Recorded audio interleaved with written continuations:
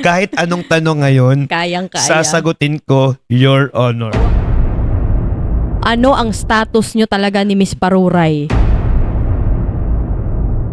Ang pag-aasawa naman ay hindi kanin na mainit na kapag isinubo mo at na mainit ay luluwa mo. Parang, you have to be ready in many aspects. Pero you're a believer of you're a believer of marriage. Yeah. Okay. Pero bahay muna. Bahay muna. Speaking of bahay, guys. Okay, let's go. Hey everyone, welcome to another episode of our podcast. This is Liz G and we have a special guest exclusively, Sir Byong. Kumusta? Okay, let's go. Ako na naman. So at this time, meron tayong exclusive interview kay Sir Byong dahil alam kong maraming nabitin sa podcast namin. Marami pa silang gustong itanong, i-discuss. So Sir Byong, Eto okay naman at medyo pagod pero patuloy pa rin na lumalaban. alam ko kung bakit ka pagod. Sa Bakit? pamatron. Sa fiesta. Siyempre, kailangan natin makompleto ang 20 20, hindi 24. para matupad natin yung mga wish natin. Wish natin. Parang, alam mo nakakatawa, before, di ba si Gov Ventures, 24 municipalities ang tina-travel. Parang yung goal nyo ngayon, hindi na travel, fiesta na. Kaya kung meron pong motovlog, meron na pong patrovlog. Patrovlog. So, sir, para sa mga hindi pa masyado nakakakilala sa'yo, tell us about yourself, like kung saan ka talaga lumaki and anong work or saan ka ngayon, anong pinagkakabalahan mo, and then later on, let's dig into more personal details. Ayan, matagal na akong nagba-vlog, 5 years na, pero marami pa rin nagtatanong kung taga saan ba ako. Kasi yung iba, akala nila taga Las Navas, pero taga Katubig po ako. Meron pong maliit na baryo, katapat ng Katubig. Magbabangka ka lang, 5 pesos yata yung pamasahe. So, Kalingnan, Katubig. Ako po ay isang teacher, English teacher to be specific. Nagtrabaho ako sa DepEd for 4 years at ngayon, sa Indonesia ako nagtatrabaho bilang isang teacher din. Sa mga hindi nakakaalam sa background ko, ang first language ko, na lumaki ako sa Maynila, umuwi lang kami sa summer nung mga 7 years old na ako at dito na ako nagtapos sa Katubig ng high school at ng acting college sa University of Eastern Philippines, Katubig. So, doon ako nag-college. Kaya hindi ako wala ako masyadong kilala ng mga taga-Katarman kasi doon naman ako lang nag-school. Pero ngayon I'm happy na madami na akong nakikilala at isa ka sa nakilala ko. Yes, thank you so much, sir. Nakakatuwa talaga yung interaction namin. Tapos, of course, ako kasi nag-start din ako sa podcast. Tapos, napaka-interesting kasi gusto ko talagang magkaroon ng mga interviews. Tapos, syempre, ang swerte na nag-oo Tsaka nahanap mo ang katapat mo kasi kung mag-i-interview lang, tanong na lang yung nawawala. Wow! So kahit anong tanong ngayon, Kayang-kaya. sasagutin ko, Your Honor. Wow! hindi natatakot sa kahit anong tanong. You may not like my answer. Oh? O sige, testingin natin kung hindi takot sa tanong. Kumusta ang puso mo? Ano ang status nyo talaga ni Miss Paruray? Bali, in biology, Wow. ang puso ko ay may right atrium. Atrium. Hindi. So far, yung sa amin ni Miss Paruray, like, we're enjoying the company. Masaya kami. Napapasaya niya ako. Ako'y kinikilig, bakit kailanman? Alden, ikaw ba to? Alden at Catherine ba to? Hindi kasi, we're comfortable. Tapos, yun, parang casual lang sa amin yung bonding namin. We're okay. Pero, I think, Okay, let's go. parang kung between, Gov Ventures and Inday Nanay, parang mas posibleng merong totoo talaga sa inyo ni Miss Paruray. Anong masasabi mo sa observation ko? I have the right to remain silent. Sabi kanina sasagot. Sabi mo matapang ka. Hindi, siguro ko, wag lang natin madaliin ang lahat. Kasi, sabi pa nga ni Ninya, step by the step bago sumakses. Yes. Yeah, para ma-feel mo yung moment at masabi mo, wow! Sumakses na. Sumakses na, di ba? So, wag lang nating minamadali dahil may mga perfect timing sa bawat bagay. Galing ko sumagot dun. Grabe. Pero, sa sagot mo, sir, it just means you're confirming na talagang interested ka na totohanin na, kunwari, sabi mo pa, sabi pa nga getting to know talaga. sabi So, ni may intention ka talaga. sabi nga ni Carol Banawa. Wow! Bakit din na lang So, guys, confirmed, hindi for content lang. May intention talaga na kilalanin and yun na nga, ayaw niya lang na pangunahan na i-confirm na sila na or MU or something. Ang ano ko naman, I'm so happy na may mga followers, parang in Tagalog, atat na atat sila yung makakasabay mo lang tapos pipisilin ka, sasabihin niya, i-push na daw, i-push. Pero, ang pag-aasawa naman ay hindi kanin na mainit na kapag isinubo mo at na mainit ay luluwa mo. Parang, you have to be ready in many aspects. Alam ko naman, deep in your heart, na feel ko na meron talaga siyang good intentions kay Miss Paruray. So, on to my next question. Ano yung sa tingin mo, nilulook forward mo na kunwari, hypothetical lang naman, no? Pwede kayong kiligin, pero hindi naman namin ina-assume lahat. Okay, let's go. Kung sasabihin natin na magiging kayo ni Miss Paruray, yung papunta sa future na mag-aasawa, ano yung mga gusto mong future for her? Yon. Of course, like, getting into a family. Hindi naman mabubuo yung family kapag wala kang house or wala kang home.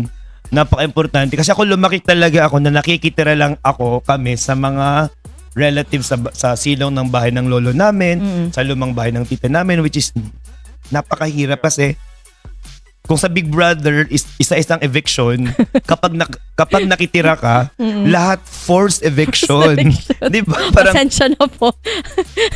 Your forced eviction talaga. At that is real in many families in the Philippine setting na kapag wala kayong bahay, sasabihin dapat in 1 month makaalis na kayo. So it's really hard for me na lumaki ako na lahat, walang nominasyon. No. Lahat, dire-diretso eviction. So for me, gusto ko talaga bago ako mag-settle down o bago ko pumasok sa pagpapamilya, may sarili akong bahay. Yun yung goal mo talaga. Yes, bahay talaga. Dahil sabi nga nila nung matatanda, dahil kapag sarili mong bahay, you can do whatever you want. Ang baga pa yung binisaya nga, di ka nagtitinagan. Wala kang inaalala dahil sarili mong bahay. So that's it. One of my many goals before Mag-settle down settle talaga. na, oo. Pero you're a believer of you're a believer of marriage. Yeah. Pero bahay muna. Bahay muna. Speaking of bahay, guys, itong bahay Yes. na sponsor ng podcast namin ngayon ay raffle. Yes, kaya yung pangarap mong bahay, abot kamay mo na. Tulad ko din, actually ako, magre-reseller din ako ng mga tickets. Bibili din ako ng ticket dahil sa halagang 390 pesos. Grabe, 390? Yes, 390 pesos. Tapos worth na dream house? So this is worth, if I'm not mistaken, like 10 million or more.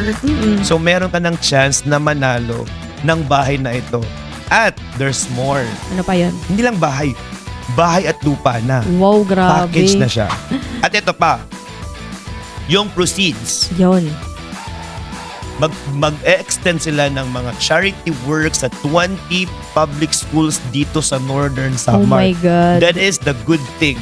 So, bumili ka na ng raffle, may chance ka ng manalo at nakatulong ka pa sa mga schools dito sa Northern So, Samar. raffle for a cause pala to. Yes. Grabe naman. Kaya ano pang hinihintay mo? In English, what are you waiting, Shed? What are you waiting for? So, sa every municipality po, meron palang mga, kumbaga, authorized resellers ng tickets.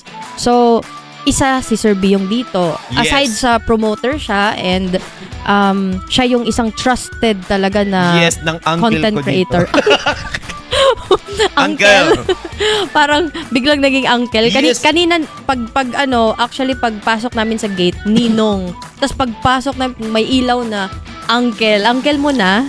Si engineer? Yes, kanina tito, tapos naging uncle na ngayon. So, doon mo nakikita yung step-by-step process ng success. Aside from that, hindi lang talaga ang daming ang magagandang feature ng bahay na ito. Okay, so Isa na dyan, yung lote nito, it has 665 square meters. uy, ang laki nun na. Diba?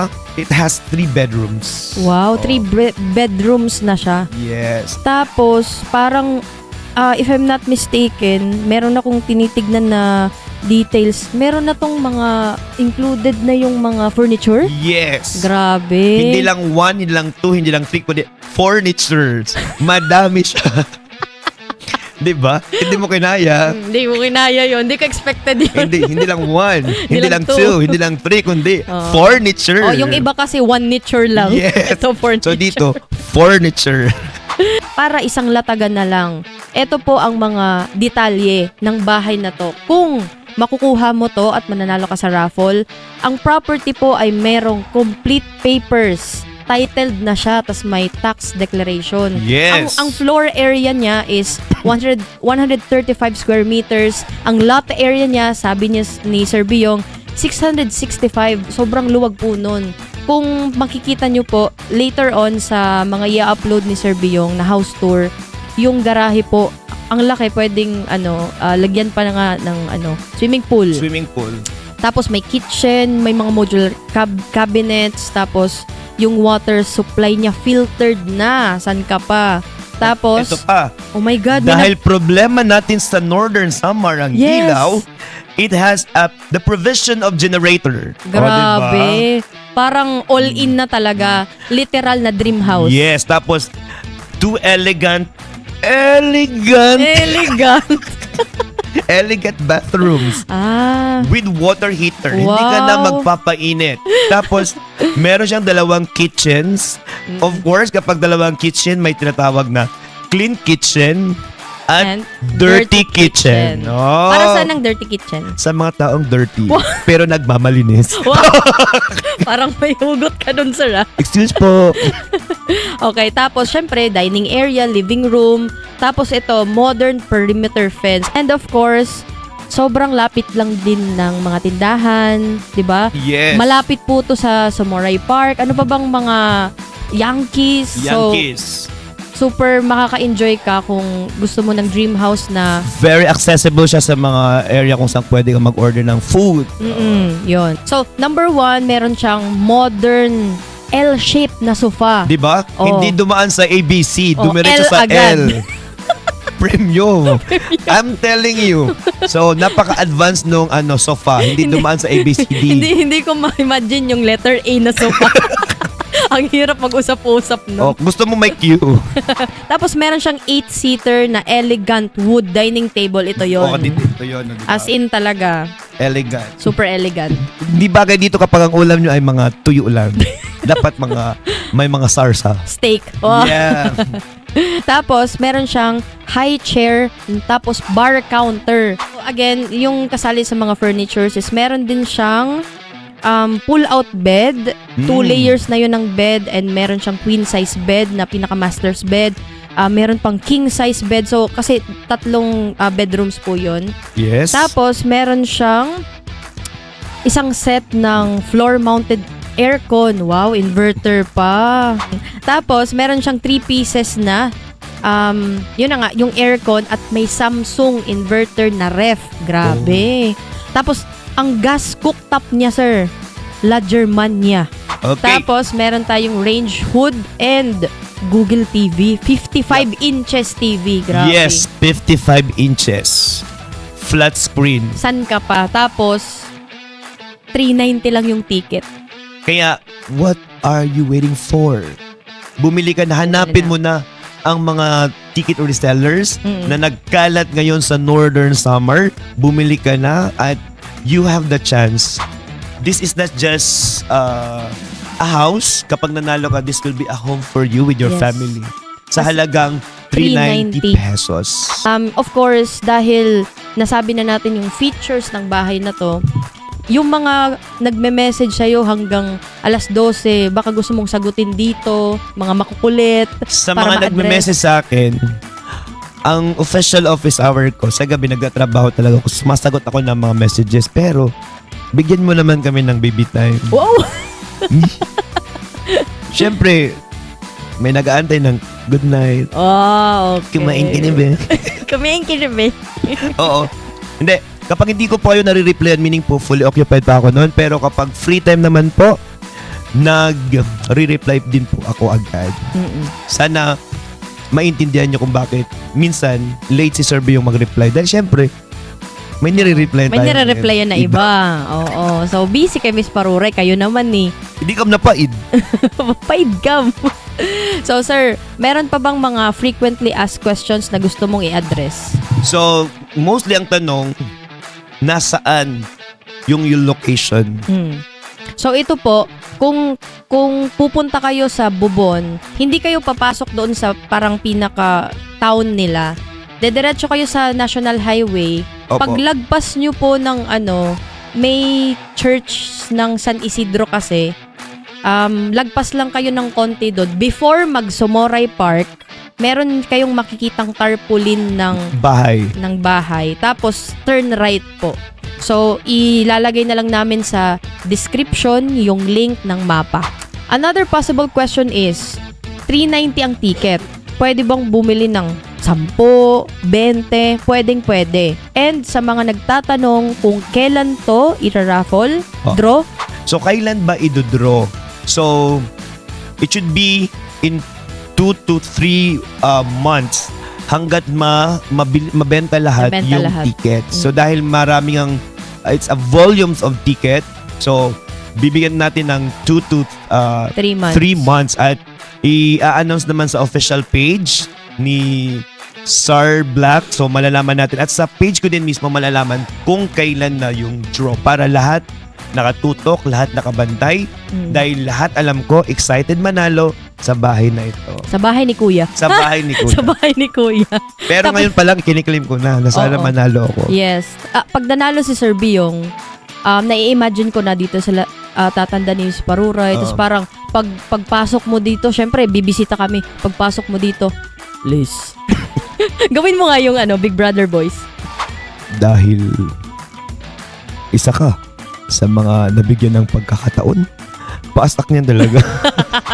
Huling paalala po, before we end our podcast, bumili lang kayo sa authorized raffle ticket sellers. Ipa-flash po namin dito ngayon kung sino ang mga pangalan ng talagang authorized na sellers para po hindi kayo ma-scam. Baka po merong humingi sa inyo na hindi naman part talaga ng raffle.